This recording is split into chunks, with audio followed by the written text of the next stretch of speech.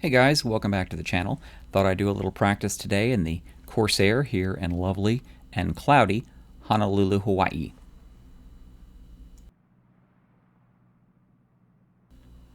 So first let's make sure that our controls are working properly and the sim didn't suddenly forget that they're connected. So my propeller controls and my mixture controls are working. We're going to turn on our battery and our instruments and our master radio. We're going to set the loadout for the flight.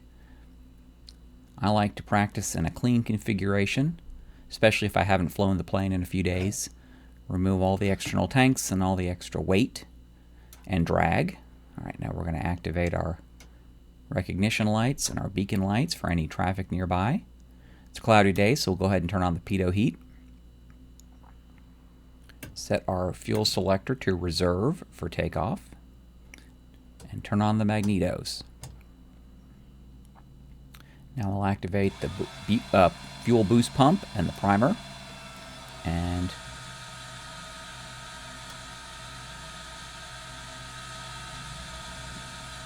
unlock that hydraulic lockup that can happen with the propeller. Toggle the starter and wait for the engine to catch.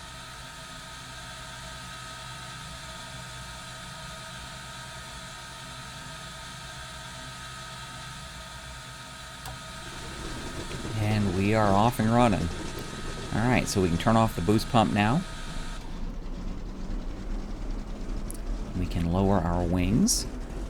I love the animation. Just stunning. Okay, once those are lowered in place, we can lock them. And while we're down here, let's go ahead and set our rudder trim. 6 degrees right. And aileron trim also 6 degrees right. Those are the defaults for a gentle headwind. You might want to adjust those based upon whether you have crosswind and the amount and direction and so forth, but that's pretty much the baseline. Alright, rudders are working. Sticks working. Let's get rolling.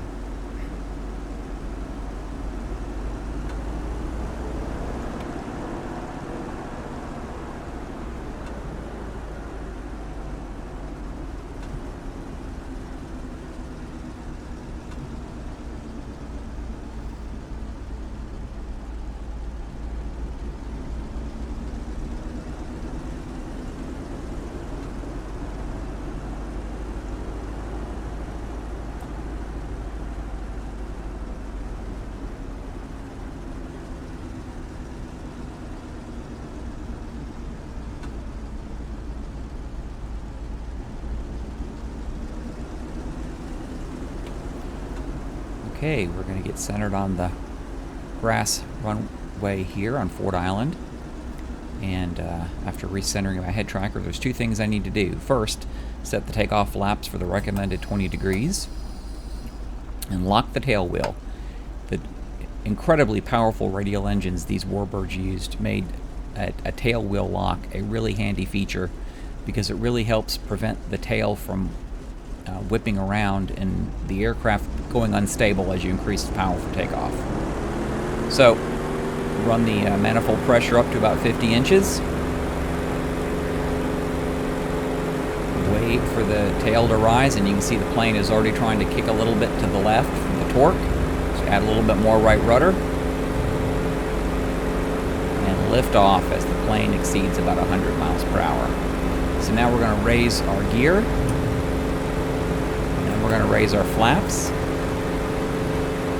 and we're going to reduce our engine pressure to something more reasonable, like 40 inches or so, or a little bit less. Depends on how fast you want to climb. And reduce our engine RPM to about 2600 RPM. Take out the rudder trim and the aileron trim. And now the plane is flying free and natural.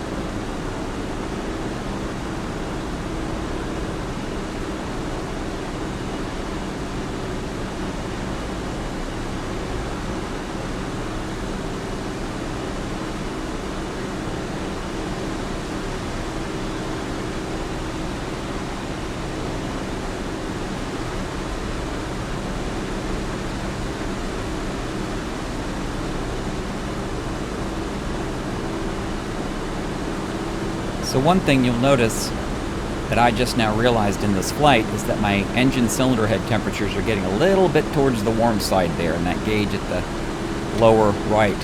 So we're going to open our cowl flaps. I blame this on the fact that lately I've been flying a lot of the Flying Iron P-38 Lightning, which has automatic radiator control for the radiator flaps. So I don't usually have to manually adjust that. But on the Corsair you very definitely do, especially if you're flying in warmer, moderate temperatures at low level and moderate or higher engine power. That engine will heat up and it will overheat on you. So we're going to open that up to about 67%, about 2/3, and let the engine cool itself off with the airflow.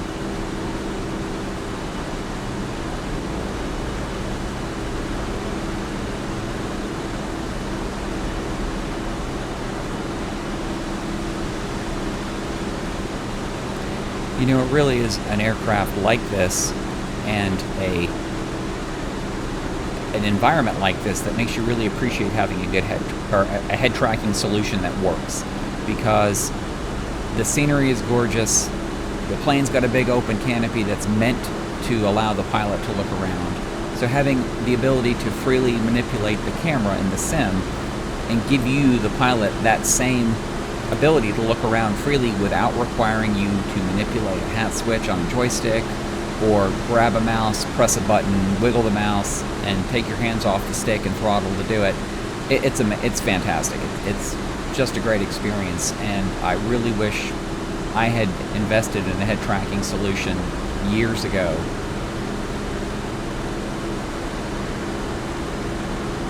Especially when, as you see, when you bank the aircraft, most hat switch controls only let you basically look left, right, up, down, whatever.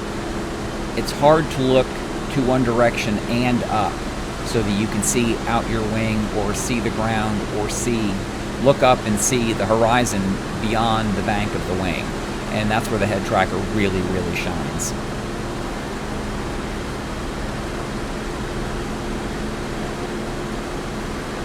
It is morning in Hawaii, and look at the glare off that mirror. Whew. I didn't think about that when I chose this direction.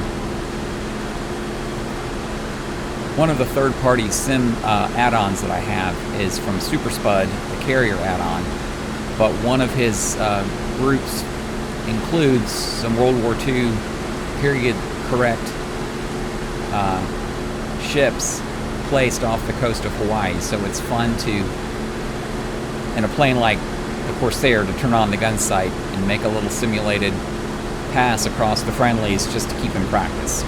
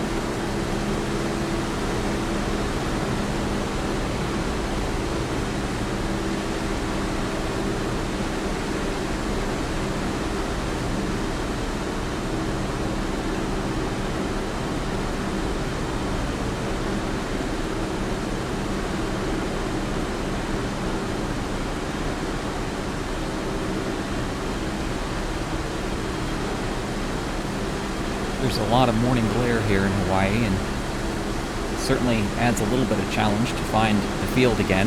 You're flying back to the east, but it is such a beautiful place to fly, and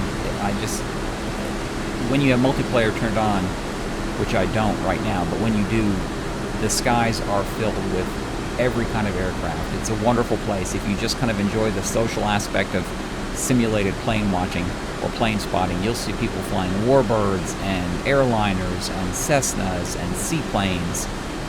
It's just an amazingly delightful place to zip around in the sim. Now that my engine is cooled down a little bit, I'm going to close the radiator flaps a little bit. I don't want the engine to get too cold. And I think it's probably about time that I think about landing this crate.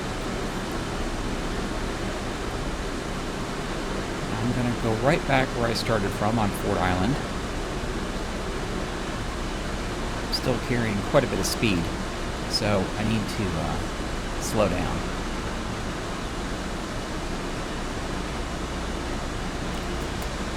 So the Corsair carries what are called maneuvering flaps that you can actually, basically that means you can extend the flaps at a higher speed than a lot of aircraft because they're intended to assist with maneuverability.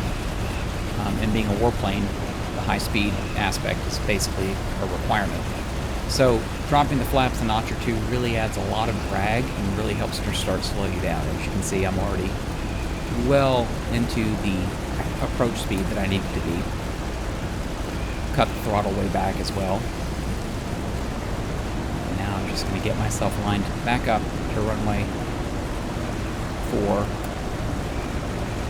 at Ford Island. A lot of people have told me they have trouble landing the Corsair, and I can see why, because that long nose really makes it hard if you make a typical shallow approach to see the field. There's a couple ways to deal with it, but I like what modern day pilots sometimes refer to the space shuttle approach, where basically you make a much steeper approach and you trade altitude for airspeed and lower the flaps as you do so to increase your drag. And with a little practice, it's a very efficient way to land a big, fast warplane. In this case, I'm a little bit lower than that typical space shuttle approach, but I'm trading off my altitude and my airspeed and jockeying the throttle to keep myself above 100 to 110, 120 knots for most of the approach, because the aircraft will stall if you get below about 90 knots, and it's very easy to bleed off speed. If you've got the throttle back all the way and the flaps out, that thing will drop like a rock. It'll keep flying all the way to the point that it basically starts shaking and doesn't fly. So you've got to keep an eye on your throttle, you've got to keep an eye on your airspeed, and you've got to keep an eye on the field. But as you can see, I'm still carrying about 100 knots over the threshold. Now go back to throttle and pull back on the stick a little bit and gently flare and just let the plane set itself down onto the runway. One little tiny bounce and then a little juggling of the toe brakes. And again, this is a spot where the locking tail wheel really helps, because once you are down on that tail wheel, the plane's not going to want to fishtail around. You can't really use your rudders though, but the toe brakes are a godsend to steer with, because if you find yourself a little off center or pointing off to the side, just add the brake on the opposite side and the plane will straighten right back up. Now I've unlocked the tail wheel and turned myself around, taxiing back to the ramp.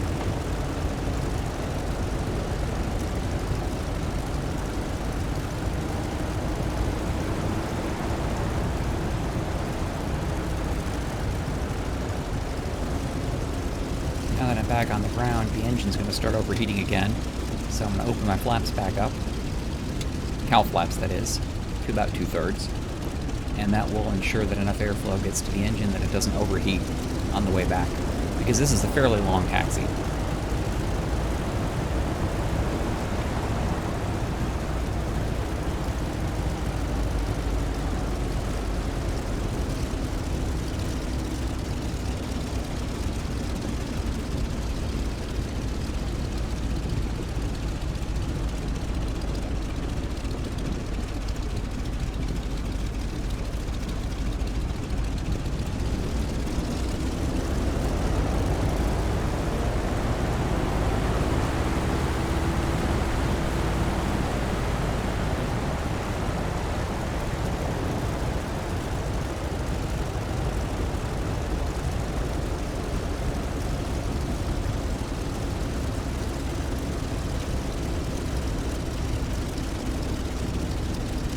Go ahead, I think, and cut across the grass here.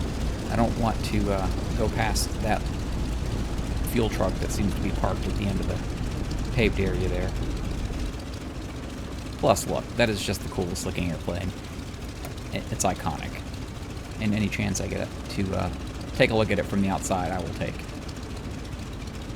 Anyway, we're going to taxi past this little minivan looking thing over here.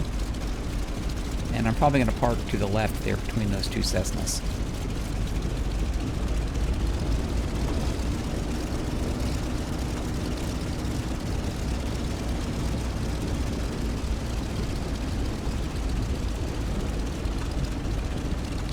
That's probably close enough.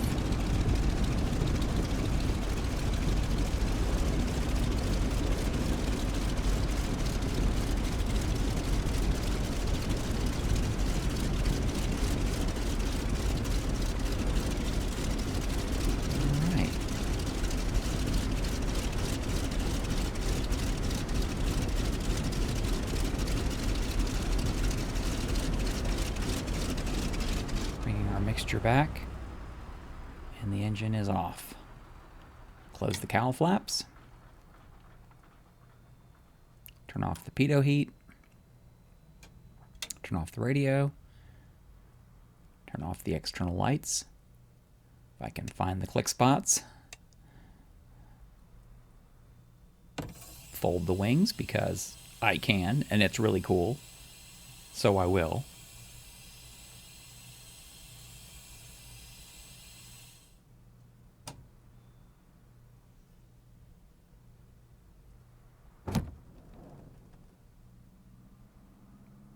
Batteries off, and the instruments are off. And that's it. Safe and sound, parked, cold and dark, back at the airfield. Thanks for joining me. I hope you enjoy. Have a great day.